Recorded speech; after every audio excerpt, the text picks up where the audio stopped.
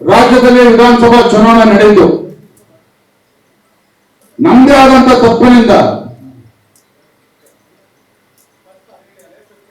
ಪಕ್ಷದಲ್ಲಾದಂತ ವ್ಯತ್ಯಾಸಗಳಿಂದ ರಾಜ್ಯದಲ್ಲಿ ಭಾರತೀಯ ಜನತಾ ಪಾರ್ಟಿ ಅಧಿಕಾರದಿಂದ ದೂರ ಉಳಿದ ವಿರೋಧ ಪಕ್ಷ ಕೂರ್ತಕ್ಕಂಥ ಸಂದರ್ಭ ಸೃಷ್ಟಿಯಾಯಿತು. ಇವತ್ತು ರಾಜ್ಯದಲ್ಲಿ ಭಾರತೀಯ ಜನತಾ ಪಾರ್ಟಿ ವಿರೋಧ ಪಕ್ಷ ಸ್ಥಾನದಲ್ಲಿ ಕೂತಿದೆ ಅಂತ ಹೇಳಿದ್ರೆ ಅದಕ್ಕೆ ಕಾರಣ ಭಾರತೀಯ ಜನತಾ ಪಾರ್ಟಿ ಅಲ್ಲ, ಅದಕ್ಕೆ ಕಾರಣ ಭಾರತೀಯ ಜನತಾ ಪಾರ್ಟಿನಲ್ಲ, ಅದಕ್ಕೆ ಕಾರಣ ವೇದಿಕೆ ಮುಂಭಾಗ ಕೂತಿರ್ತಕ್ಕಂಥ ನಿಮ್ಮಂತ ಕಾರ್ಯಕರ್ತರು ಸಹ ಅಲ್ಲ. ಕಾರ್ಯಕರ್ತರು ಹಗಲು ರಾತ್ರಿ ದುಡಿತಾರೆ. ಯಾವುದೇ ಚುನಾವಣೆ ಬರಲಿ, MLA ಚುನಾವಣೆ ಬರಲಿ, MP ಚುನಾವಣೆ ಬರಲಿ, MLC ಚುನಾವಣೆ ಬರಲಿ, ಯಾವುದೇ ಚುನಾವಣೆ ಬಂದ್ರೆ ನಮ್ಮ ಕಾರ್ಯಕರ್ತರು ನಾನೇ ಶಾಸಕ, ನಾನೇ MP ಅಂತೇಳಿ ಹಗಲು ರಾತ್ರಿ ನಿಮ್ಮಂತವರು ದುಡಿತಾರೆ. ಆಗ ನಮ್ಮ ನಾಯಕರುಗಳು ಚುನಾವಣೆ ಗೆಲ್ಲ ತನಕ ನಮ್ಮ ಕಾರ್ಯಕರ್ತ,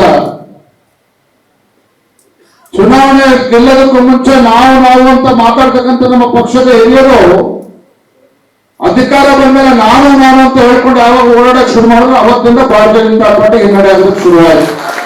ಹೌದಾನೆ? ಇಲ್ಲ ಅನ್ನೋರು ಯಾರಿದ್ರೆ ಕೈ ಎತ್ತಿ ದಯವಿಟ್ಟು. ಎಲ್ಲ ಕೂತ್ಕೊಳ್ಳೋಣ. ಯಾವುದೋ ಒಬ್ಬರಿಬ್ರು ನಾಯಕರ ಬಗ್ಗೆ ನಾನು ಹೇಳ್ತಾ ಇಲ್ಲ. ಅಂದ್ರೆ ನಾನು ಪ್ರಾಮಾಣಿಕವಾಗಿ ಒಬ್ಬ ರಾಜ್ಯದ ಅಧ್ಯಕ್ಷನಾಗಲ್ಲ, ಒಬ್ಬ ಕಾರ್ಯಕರ್ತನ ಹೇಳ್ತಕ್ಕಂಥದ್ದು ಅಂದ್ರೆ ಭಾರತೀಯ ಜನತಾ ಪಾರ್ಟಿ ವಿರೋಧ ಪಕ್ಷದಲ್ಲಿದ್ದಾಗ ಚೆನ್ನಾಗಿತ್ತು. ನಾವು ಒಂದ್ಸಲ ಮುಖಂಡರ ಕಾರ್ಯಕರ್ತರ ಮಧ್ಯೆ ಸಂಬಂಧಗಳು ಚೆನ್ನಾಗಿತ್ತು, ಕಾರ್ಯಕರ್ತರ ಮಧ್ಯೆ ಸಂಬಂಧಗಳು ಚೆನ್ನಾಗಿತ್ತು. ಯಾವಾಗ ನಮಗೆ ಅಧಿಕಾರ ಬಂತು ಭಾರತೀಯ ಜನತಾ ಪಾರ್ಟಿಗೆ, ಅಲ್ಲಿಂದ ಮುಖಂಡರು ಮತ್ತು ಕಾರ್ಯಕರ್ತರ ಮಧ್ಯೆ ಸಂಬಂಧಗಳು ಅಳಿಸೋದಕ್ಕೆ ಶುರುವಾಯಿತು. ಹೌದಾನೆ? ಕಾರಣ ಆಗ ಹೇಳಿದಾಗೆ ನಾವು ಅನ್ನೋದನ್ನು ಬಿಟ್ಟು ನಾನು ಅಂತ ಹೇಳೋದಕ್ಕೆ ಯಾವಾಗ ಶುರು ಮಾಡಿದ್ರೆ ಅಲ್ಲಿಂದ ನಮ್ಮ ಭಾರತೀಯ ಜನತಾ ಪಾರ್ಟಿ ಹಿನ್ನಡೆ ಶುರುವಾಗಿದೆ.